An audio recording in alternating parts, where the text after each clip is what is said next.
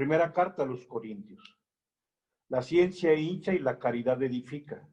Quien se figura haber terminado de conocer algo aún no ha empezado a conocer como es debido. En cambio, al que ama a Dios, Dios lo reconoce. Vengamos a eso de comer de lo sacrificado. Sabemos que en el mundo real un ídolo no es nada y que Dios no hay más que uno. Pues aunque hay los llamados dioses en el cielo y en la tierra, para nosotros no hay más que un Dios, el Padre, de quien procede el universo y a quien estamos destinados nosotros, y un solo Señor Jesucristo por quien existe el universo y por quien existimos nosotros. Sin embargo, no todos tienen ese conocimiento. Algunos acostumbrados a la idolatría hasta hace poco, comen pensando que la carne está consagrada al ídolo, y como su conciencia está insegura, se mancha. Así tu conocimiento llevará al desastre al inseguro, a un hermano por quien Cristo murió. Al pecar de esa manera contra los hermanos, turbando su es el famoso Día de Muertos y sobre todo la cuestión del llamado Halloween, que muchos de nosotros, con toda la razón del mundo, digamos, somos no simpatizantes de este tipo de práctica. Pero nos vamos a encontrar con que hay personas que de pronto, digamos, les es indistinto una cosa u otra. Y aquí es donde entra quizá la primera afirmación de esta diapositiva, que dice la ciencia hincha y la caridad edifica. Es la primera afirmación y creo que la más importante en torno a lo que hoy vamos a compartir. Y bueno, la letra morada es subrayado, al que ama a Dios, Dios lo reconoce. Y concretamente el problema era la carne que era inmolada a los ídolos, pero no había otra forma de que la persona pudiera tener acceso a alimento, si no era yendo al mercado, donde lo que se vendía era precisamente lo que en el templo se había sacrificado. Por eso, vamos a ver un poquito. La siguiente diapositiva, por favor, ahijadito. Hablaremos un poquito del templo de Jerusalén y los abusos que había. Por favor, adelante, ahijadito. Hablamos del templo y sus abusos. Aquí les comparto el texto del Evangelio de San Juan, capítulo 2, donde habla acerca del momento en que el Señor expulsa a los vendedores del templo. Y quiero comentarte que el templo era en realidad, voy a llamarlo así, con mucho respeto, y digamos, buscando también encontrar lo que todavía sigue siendo coincidente. El templo era, por decirlo así, un centro comercial, sí. O sea, porque el templo era el centro de la economía. Recuerda que el templo tenía su propio banco. Si tú te fijas en la letra que es subrayado en color azul, en el versículo 14, el capítulo 2 de San Juan, dice que encontró en el templo vendedores de bueyes, ovejas y palomas, pero también a los cambistas. O sea, en el templo era una casa de cambio. ¿Por qué? Porque la moneda de los romanos que circulaba, o el circulante monetario, tenía las imágenes del César. Y como el César era Dios para los romanos, un judío nunca va a dar una ofrenda con una imagen o con una, digamos, un grabado en una moneda que tenga un ídolo. Si el César es Dios para los romanos, ellos no van a aceptar esa deidad, quitémosle la palabra a Dios. Y entonces lo que hacían ellos era acuñar su propia moneda y entonces tenían, digamos, su casa de moneda, tenían su troqueladora, tenían los cambistas, tenían también la vendimia. Imagínate que Jesús con José y María iban al templo cada año, como dice el Evangelio. Y cuando bajaban de 400 kilómetros o 300, bajaban, imagínate que llevaran los animalitos para sacrificarlos en el templo, pues llegaban muertos los animalitos o ellos nunca llegaban. Y entonces en el templo encontraban a los que vendían los bueyes, las ovejas y las palomas, para que entonces pudieran ofrecerse el sacrificio que marcaba sobre todo el libro de Levítico, marcaba toda la cuestión de los sacrificios.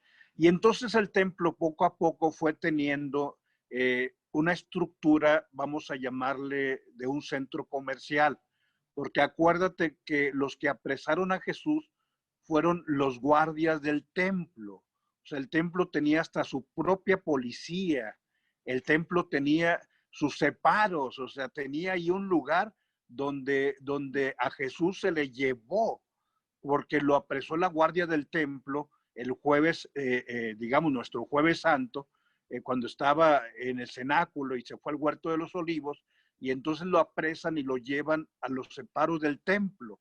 Y ahí se junta el Sanedrín a las 4 de la mañana, porque aquella madrugada ni durmieron siquiera. ¿Para qué? Para que el primer momento en que Poncio Pilato, el pretor, estuviera ahí en el pretorio, poder mandar a Jesús acusado. Entonces, te describo todo esto para que ubiques toda la infraestructura que tenía el templo. Entonces, esto va muy de la mano con el texto bíblico que hoy estamos viendo. Vamos a pasar a la siguiente diapositiva, por favor, donde la comunidad cristiana va a discernir. Hay dos grupos, vamos a llamarlas, y creo que este momento nos ayuda también en la formación. El cristianismo nace obviamente en la cuna judía. Y digamos, Pedro, Santiago, Juan, Andrés, Tomás, Bartolomé, Judas, Tadeo, o sea, a todos ellos les podemos llamar judeocristianos, porque son cristianos provenientes del judaísmo, era la cuna judía. Pero después empieza a crecer el cristianismo y entonces ya no tan solo es la cuna judía, sino hay una cuna, vamos a llamarle helénica, por eso se le llama helenocristianos, porque es la cuna de los griegos o grecocristianos, si tú quieres llamarle así. Y entonces, como el judío tenía prácticas que el que venía de la cultura griega no las tenía, llega el momento en que el cristianismo empieza a discernir. O sea, un griego tiene que hacerse primero judío para después hacerse cristiano. Y esos fueron los primeros problemas que enfrentó el cristianismo. De esta situación complicada surge lo que va a ser el Concilio de Jerusalén, que se nos narra en el capítulo 15 del libro de los Hechos de los Apóstoles. Y entonces llega aquí la determinación. En el versículo 14 dice Santiago, el versículo 13 arriba, Santiago nomás para referirte, mientras que Simón Pedro, digamos, es el responsable de toda la iglesia, Santiago fue asumiendo la responsabilidad de la iglesia de Jerusalén. Por eso se considera en el versículo 13 que Santiago es el que tiene un liderazgo en la comunidad, le llamamos jerosolimitana. Por eso se considera que Santiago fue el primer obispo de Jerusalén, digamos, obispo para los cristianos. Y entonces dice el versículo 13, cuando terminaron de hablar, tomó Santiago la palabra y dijo, o sea, Santiago tiene un liderazgo en Jerusalén. Y entonces dice, Simón ha referido cómo Dios ya al principio intervino para procurarse entre los gentiles un pueblo para su nombre. Y entonces habla de que Dios ya había considerado que los cristianos no tan solo fueran judíos, sino también provenientes de la gentilidad, o sea, de los pueblos no cristianos. Pero entonces dice, bueno, ¿qué les vamos a imponer a los que siendo no judíos o siendo gentiles o siendo griegos o siendo romanos se hacen cristianos? Y viene el versículo 19. Por esto opino yo que no se debe molestar a los gentiles que se conviertan a Dios. O sea, está diciendo Santiago, no les impongamos todo lo que nosotros vivíamos como judíos, pero ¿qué sí les vamos a imponer? Versículo 20. Sino escribirles que se abstengan de lo que ha sido contaminado por los ídolos, de la impureza, de los animales estrangulados y de la sangre. O sea, fíjate cómo aquí está la determinación y te voy a decir cuál es la principal determinación que hace Santiago y que hacen los apóstoles. No imponerle la circuncisión. O sea, ¿por qué? Porque la circuncisión es de los judíos. Entonces, si alguien se hace cristiano y para que sea cristiano, o sea, no hablo de la circuncisión como un elemento sanitario o como un elemento clínico o como una recomendación de un médico. No, no, no. Aquí es un elemento cultural por el cual alguien era recibido en el pueblo judío mediante la circuncisión. Y entonces dice Santiago, ya no les impongamos la circuncisión, Lo mismo, voy a ser un poco más atrevido. Recuérdate que para el judío el sábado era importantísimo. Dice, bueno, tampoco lo del sábado. ¿Por qué? Porque ya el cristianismo vivía la importancia del domingo, porque el domingo es el día del Señor, el día en que Cristo resucita. Y entonces Santiago ya esas cosas ni las toca, ni la circuncisión, ni la cuestión de lavarte las manos, ni la cuestión de ayunos, ni la cuestión, vamos a decir, del sábado. Pero dice versículos 19 y 20. No se debe molestar a los gentiles que se conviertan a Dios, sino escribirles que se abstengan, ahí sí, de lo que ha sido inmolado a los ídolos, de la impureza, de los animales estrangulados y de la sangre. Yo quisiera en este momento, digamos, ir aterrizando un poquito y decirte, o sea, ya te he expresado que el templo era un mercado. Y reitero, quizá yo como católico tengo que revisar en qué manera nuestros templos o lugares de culto se van convirtiendo en lugares donde de pronto la economía va generando otros servicios y otros servicios y otros servicios, y digamos los templos, y lo digo con cariño y con respeto porque esto, digamos, la palabra debe iluminarnos a todos, o sea, en qué medida de pronto nuestros templos se convierten en centros comerciales. Y aquí, digamos, todos tenemos que revisar lo que nos toca. Pero si ya te he dicho que el templo incluso tenía su propia policía, tenía su propia guardia, tú vas a decirme, oye, padre, pues tú tenías tus guardias ahí en la parroquia del Rosario. Y bueno, o sea, reitero, todos tenemos que revisar sobre todo ese elemento donde a veces lo importante ya no es evangelizar, sino lo importante a veces es el lucro, a veces tener más. Pero bueno, nuevamente reitero, cada uno tenemos que revisar lo que nos compete. Pero voy a lo siguiente. Eh, si tú querías comer carne, voy a citar ciudades, en Éfeso, en Tesalónica, en Galacia, en Corinto, en Atenas, en Filipo, en Roma. O sea, si tú querías comer una carnita asada, voy a decirlo así bien orestense, tenías que ir al templo a comprar la carne. ¿Sí? No había otro lugar. ¿Por qué? Porque toda la vida, recuerda, giraba en torno al elemento religioso en todas las ciudades de la antigüedad, y donde se sacrificaban los animalitos era precisamente en el templo. Entonces vamos ahora sí adelante a ubicar este concepto un tanto extraño, porque pues hasta el nombre nos suena un poco como chistecillo, los idolotitos. Entonces, este texto de la primera carta a los Corintios, capítulo 8, plantea el tema de los banquetes y sobre todo la comida que se sirve en los banquetes. Y entonces aquí San Pablo, te reitero, mira qué bonito, y la verdad es que me siento muy contento de poder compartirte este contenido, porque hay cosas que sin duda no están escritas en la palabra de Dios, pero la palabra de Dios te da los elementos para que ilumines todo. Y aquí trata el tema de la licitud de los idolotitos. Idolotito es una palabra proveniente de los helénicos, o sea, de los griegos. ¿Y qué es un idolotito? En azul, carne de un animal inmolado, sacrificado en un acto de culto. Pero en el último parrafito, te reitero, la sociedad antigua. En la sociedad antigua no había fiestas ni ceremonias públicas sin sacrificios a sus deidades, donde se inmolaban diferentes animales. Y entonces lo mismo que sucedía con la comunidad de Jerusalén, donde una carne era separada para Dios y otra para el sacerdote, y otra se le llevaba a la gente para consumirlo. Acuérdate del Cordero de Pascua.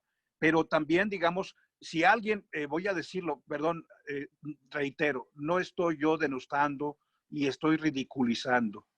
O sea, tú podías ir al templo de Galacia, al templo de Éfeso, incluso lo digo, al templo de Jerusalén, a comerte unos taquitos. O sea, porque si allí había la carne inmolada, o sea, pues había una parte donde te vendían tus taquitos. O si tú ibas, podías llevarte la carnita para comértela en tu casa. O sea, se vendía a un bajo precio en el mercado. Entonces, si reitero, tú tienes un invitado en tu casa, tú vas a hacer una fiesta y necesitas comidita, necesitas carne, ¿a dónde vas a ir? Al templo. Pues ahora San Pablo presenta la situación de la comunidad que vive en Corinto.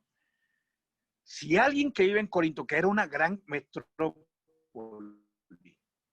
quería hacer una comidita, tenía que ir al templo a comprar la carne. Por eso viene ahora este discernimiento. Adelante. La invitación del apóstol San Pablo es a formarnos en la verdad. La siguiente, ahijadito. Por eso comparto, reitero nuevamente estos versículos del 4 al 6. Dice San Pablo, o sea, sobre todo para el discernimiento, dice, tú quieres, estás preocupado por la cuestión de la carne inmolada a los ídolos, pues simple y sencillamente, o sea, debes saberte tú de que no hay ídolo. Dice en este mundo un ídolo no es nada, pues no hay más que un solo Dios, aunque existen los llamados dioses, ya sea en el cielo o ya en la tierra. Y de hecho se reconocen numerosos dioses y numerosos señores. Para nosotros no hay más que un Dios, el Padre, de quien procede el universo y a quien estamos destinados nosotros. Y un solo Señor Jesucristo, por quien existe el universo y por quien existimos todos. Y bueno, San Pablo dice, bueno, a ver, espérame tantito. Fíjate cómo viene el discernimiento. A ver, tú vas a tener una comida y pues vas a comprar carne. Te preocupa ir a comprarla al templo porque ahí se inmolan los ídolos. Pues yo quiero primero recordarte que los ídolos son falsos. Dice arriba, en este mundo un ídolo no es nada, porque solamente hay un Dios. Y entonces San Pablo empieza a iluminar sobre todo la mesa de los comensales donde se sirven los idolotitos, que es esa carne inmolada a los ídolos. Y entonces dice, muy bien, en la letra verde, alguien bien instruido, o sea, vamos a pensar, tú y yo como cristianos, vamos y nos sentamos y nos comemos esa carnita. Y nosotros sabemos que el ídolo no existe y que solamente hay un solo Dios. Entonces no cometemos pecado. Comen tranquilamente. Dice, si alguien dice, oye, espérame, es que esto es un templo pagano, ¿qué hago? Y dice, si alguien está con conciencia insegura, creyendo que hace mal, dice, entonces ahí hay un problema de conciencia que hay que respetar en la persona. Y es entonces, bueno, donde viene este discernimiento. Adelante. Aquí el criterio que va a dar San Pablo, por favor, adelante, hijadito, es el de no dañar la conciencia. Ese es el criterio que se va a utilizar. La siguiente diapositiva, por favor. Dice, el problema de comer o de no comer los idolotitos se transforma no en el problema, porque los ídolos no existen, sino si tú y yo dañamos o no la conciencia del hermano. Y una comida que no está prohibida, porque tú y yo sabemos pues, que el ídolo no existe, pero puede dañar por el escándalo que yo hago. Y es entonces donde aquí viene esa frase del principio de la carta a los Corintios, donde dice, la ciencia hincha y la caridad edifica, dice San Pablo. En una palabra, la caridad impone una norma por encima del ejercicio de la libertad personal. Y viene aquí esta clarificación de 1 Corintios 9, 4 al 12, es el capítulo posterior, dice, ¿acaso no tenemos derecho a comer y beber? O sea, si tú te lo mereces. ¿Acaso no tenemos derecho a viajar en compañía de una mujer cristiana como los demás apóstoles, incluyendo los parientes del Señor y a Pedro? ¿Somos Bernabé y yo, Pablo, los únicos que no tenemos derecho a liberarnos de estos otros trabajos? ¿Cuándo se ha visto que un militar corra con sus gastos? ¿Qué pastor no se alimenta de la leche de su rebaño? Sin embargo, no hemos hecho uso de este derecho, al contrario, sobrellevamos lo que sea para no crear obstáculo. Ojo, allí. O sea, lo importante es que no dañemos y que no pongamos obstáculo a la evangelización, porque yo me he puesto al servicio de todos para ganar a los más débiles. Y entonces aquí hay dos principios importantes que San Pablo está manejando. Primero, el primero, solo hay un Dios y un solo Señor. O sea, Pablo dice, espérate, o sea, los dioses de los corintios son ídolos, no existen. Los dioses de los efesios tampoco, el de Tesalónica tampoco, el de Galacia tampoco. Eh, hay un solo Dios, el Padre, y un solo Señor Jesucristo. O sea, muy bien, entiendo este principio, pero hay un segundo principio que tú y yo tenemos que respetar. Respeta la conciencia de mi hermano, aún en lo lícito, en lo que es legal.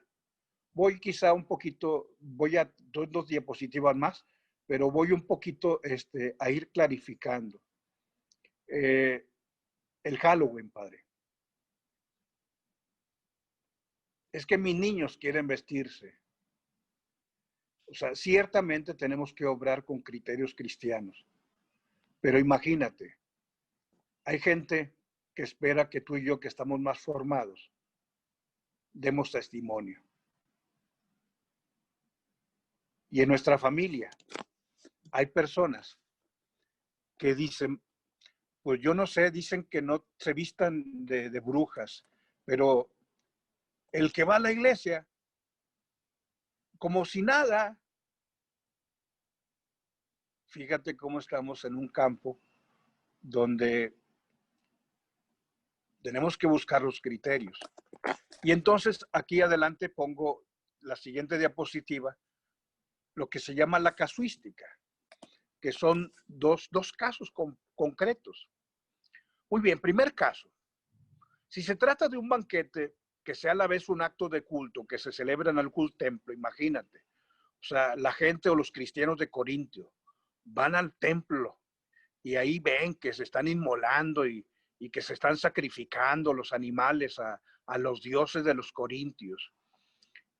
Espérate, o sea, tú no puedes comer esa carne, porque entonces es idolatría y tienes que huir absolutamente.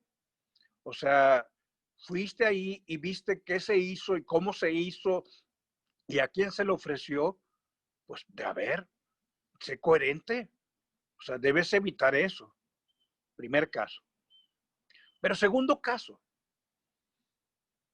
yo en Corinto, voy al mercado a comprar carne. Y pues ¿de dónde viene esa carne? Pues viene del templo. Solución de Pablo. Coman de todo de lo que se venda en el matadero. Ojo, no es lo que el padre Rogelio se le ocurre. O sea, tú ubicas, no sé si has ido al mercado campesino, donde hay un matancero. Entonces tú escoges el borreguito y tú escoges el chivito y luego ya lo llevas con el matancero. Obviamente ese matancero tiene un lugar donde seguramente, o digamos, debería el sector salud controlar, digamos, el tipo de prácticas que se hacen. Pero fíjate, dice Pablo, coman de todo lo que se venda en el matadero, sin más averiguar. A ver, esto se inmoló. Pues claro que se inmoló en el templo. Sí, pero dice Pablo, porque la tierra y todo lo que contiene la tierra es del Señor. Esto ya lo verá un poquito más adelante en los Hechos, el capítulo 11 de San Pedro. Pero bueno, esos son los primeros dos casos. Primer caso, si tú vas al templo y están en el culto y están sacrificando a los dioses, no comas. Pero si tú buscas carne y la única carne que vas a conseguir es, es precisamente porque es de ahí, pues no hay de otro lugar del que provenga. O sea, come de esa carne. O sea, solamente hay esa carne.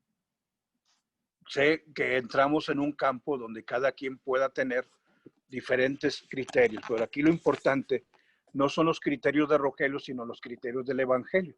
Adelante, la última diapositiva. Te digo, este tema está bien padre, ¿eh? Adelante, hijadito. Aquí la palabra importante es la palabra discernimiento, ¿sí? Estamos invitados, vamos a decir el tercer caso. O sea, ya no es si estás en el culto de un Dios, ahí no comas. Ya no es si vas al mercado a comprar carne. Dice, compra, dice San Pablo. Estamos invitados no ya a un banquete sacro, sino que se trata de un particular. Imagínate, David llegó al padre Rogelio a San Antonio. Y entonces David dice, a ver, padrinito, véngase a comerse una carnita asada. Entonces se trata de un particular que nos invita a comer a su mesa. ¿Qué me va a servir, David? Pues lo que consigue. Sí. Entonces, se sirven alimentos que podrían ser también idolátricos. Y entonces, fíjate la solución de San Pablo. Si un pagano os invita, o sea, porque todavía no es cristiano, y queréis ir, ve, come de todo lo que te den. Fíjate, sin estar preguntando, oye, ¿dónde compraste la carne, hijadito? ¿O dónde la va a comprar, sino dónde la venden?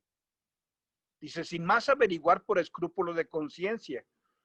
Pero, ojo, en caso de que uno os advierta que eso es carne sacrificada, o sea, cuando alguien de pronto te invitó y te puso un 4, dice, no comáis por motivo del que os avisa y de la conciencia. O sea, no es porque la carne sea del ídolo, el ídolo no existe. Más bien porque se te avisó y por la conciencia. Y cuando hablo de la conciencia, dice Pablo, no entiendo tu conciencia, sino la conciencia del otro. O sea, no escandalices a los demás. Voy a ir a casos muy concretos.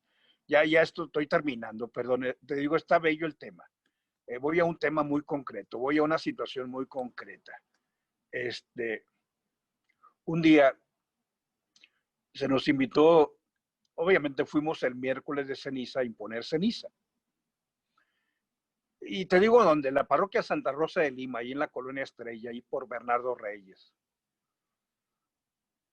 Y todo el día imponiendo ceniza, miércoles de ceniza, día de ayuno y de abstinencia. No, hombre, las filonas de la gente que se imponía ceniza era larguísimas, cuadras y cuadras. Estoy hablando allá por el 82. Me acuerdo quién fue conmigo. Fui con un hermano que ahora es sacerdote también, el padre Marco Antonio Alanís. Él estaba en tercero de prepa y yo en segundo de prepa. Estaba el padre Cortés, el que empezó el coro de los niños cantores, ahí precisamente en Santa Rosa de Lima. Bueno, entonces ya todo el día, o sea, desde las 8 de la mañana hasta las 9, o sea, 13 horas.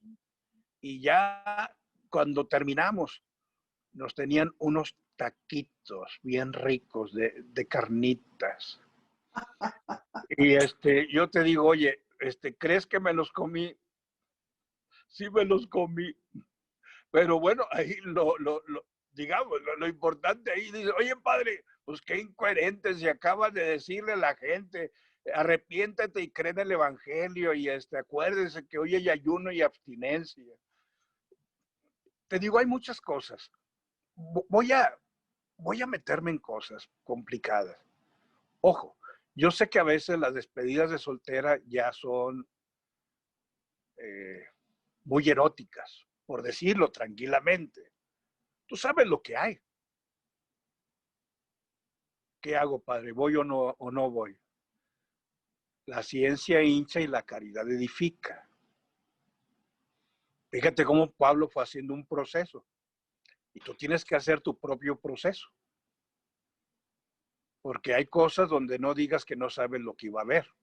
Sí sabías lo que iba a haber. Sí sabías quién iba a ser el cómico que iba a estar ahí. O digamos, el que iba a amenizar el momento. Claro que sabías quién iba a amenizar el momento. Y termino con la letra en azul. En este caso prevalece sobre mi libertad, ojo. O sea, tú y yo somos libres. La consideración del daño que puedo causarle al otro. Hay gente que te está viendo y que es débil de conciencia y que dice, mira, el padrecito, mira el coordinador de grupo, mira el que canta en la iglesia, mira el ministro de la comunión, mira el del instituto diaconal. Y dice 1 Corintios 10:31, hagáis lo que hagáis, comer, beber o lo que sea, hazlo para honra de Dios. Y si algo no es para honra de Dios, no lo hagas. Que Dios nos bendiga en nombre del Padre, el Hijo, el Espíritu Santo. Amén. Muchas gracias, Sargento. Si me abre el video para poder agradecerles a todos. Tuve que moverme, pero bueno, parece que no puedo iniciar el video. Pero quiero agradecerles a todos. Gracias a Alicia, gracias Carmen y José Luis. Gracias, muchas gracias Rafita Moreno. Gracias Silvia Loredo, gracias a Hijadito, gracias Cristi Pérez, gracias Coquito Rosales, gracias Sergio, gracias hermano, gracias Juana María, gracias Lucía Patricia, gracias comadrita Claudette,